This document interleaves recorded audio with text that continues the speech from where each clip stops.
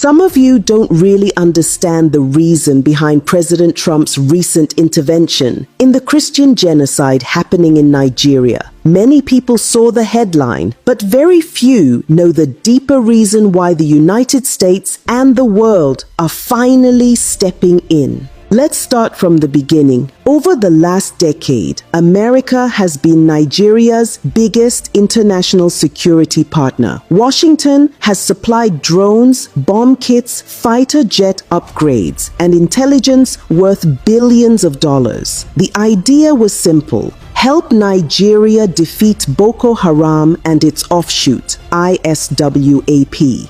Just this year, the US approved another $346 million arms package for Nigeria. Precision bombs, missiles, and targeting systems meant to strengthen the Air Force. Before that, there was the sale of 12 Super Tucano aircraft worth $500 million delivered under the Trump administration.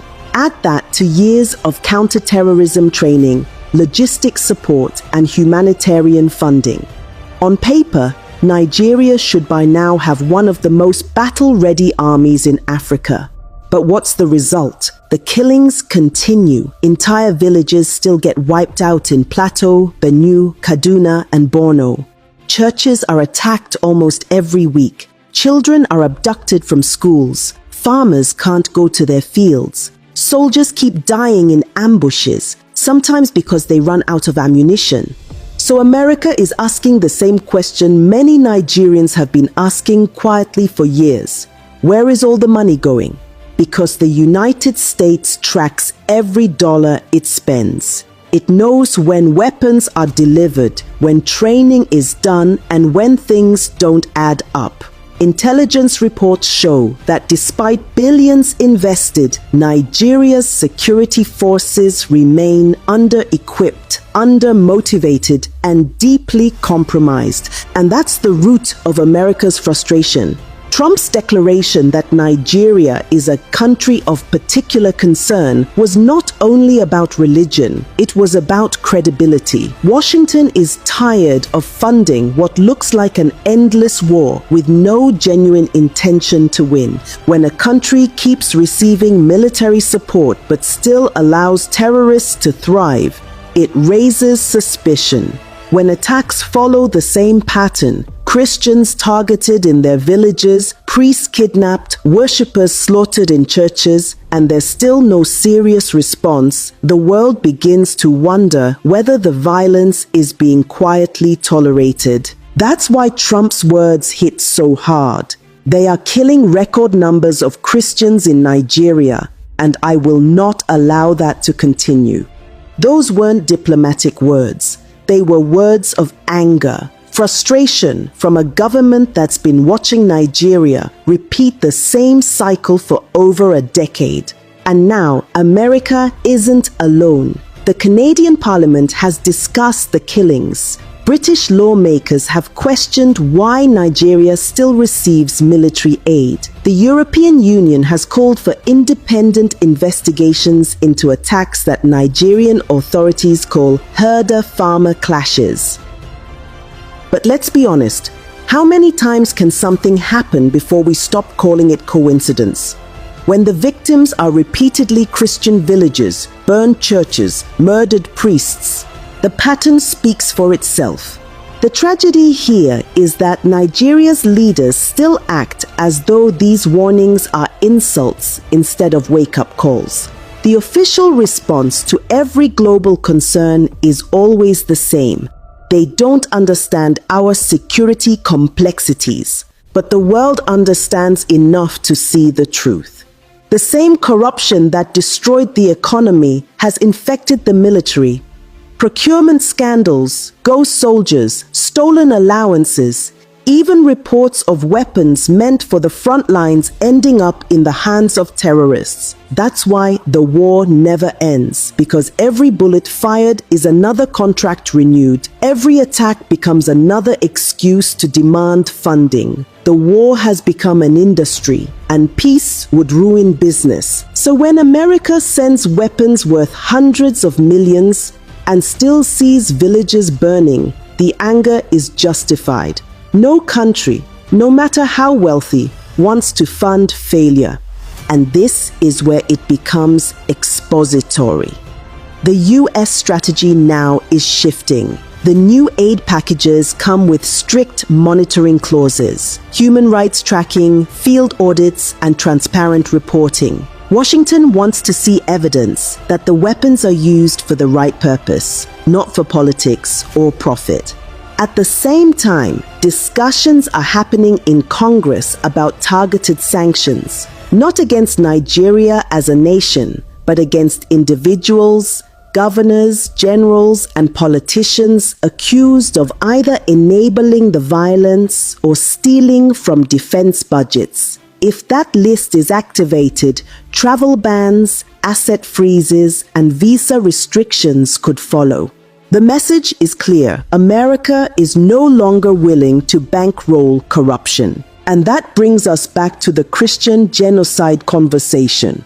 For years, survivors have been crying out, saying, "They're killing us and the world is silent." Now the world is speaking, and Abuja isn't happy about it. But why would they be? When you've built a system on impunity, accountability feels like an attack.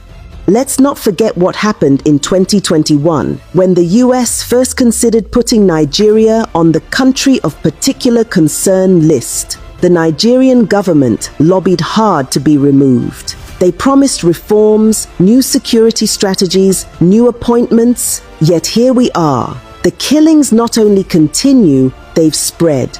So what exactly does the US want? It wants transparency.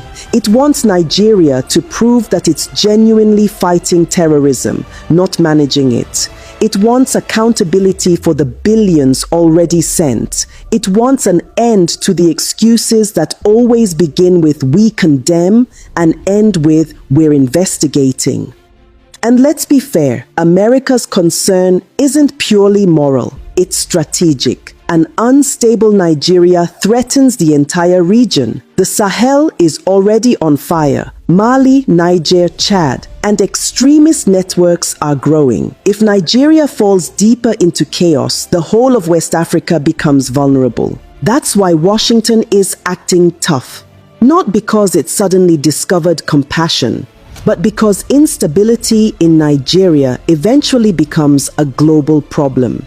But that doesn't change the moral truth. Thousands of Nigerians, mostly innocent civilians, have been killed while those in power debate semantics. Whether it's called terrorism, genocide, or banditry, the result is the same. Human lives lost, families destroyed, a nation bleeding. So yes, the world is fed up, not with Nigeria as a people, but with a government that refuses to protect them. And that's where my opinion comes in. Nigeria's problem is not that it lacks help, it's that it lacks honesty. For every foreign dollar sent, there's someone ready to steal half of it before it reaches the front lines. For every tragedy, there's a press release instead of action. And for every victim, there's an official somewhere insisting it's not as bad as it looks. The world has finally stopped believing those lies. Trump's declaration, Canada's debates, the EU's concern, these are not attacks on Nigeria's image. They are reactions to Nigeria's silence. Because silence in the face of mass murder is not neutrality, it's complicity. So where does this leave us? If Nigeria continues on this path, the consequences won't just be diplomatic. Sanctions could cripple international trade. Military partnerships could be suspended. And the elite who once flew freely around the world may suddenly find themselves grounded, both literally and politically. But there's another possibility, the one most Nigerians hope for, that this global attention forces change. That the government finally wakes up and realizes the world is no longer watching quietly. That the billions meant for defense finally go where they belong, to soldiers, to intelligence, to rebuilding the lives of those left behind. Because at the end of the day, America's anger is not the real story here. The real story is Nigeria's lost humanity, a nation so used to tragedy that it now debates whether a massacre is religious or political instead of asking why it happened at all. This is why the world is losing patience.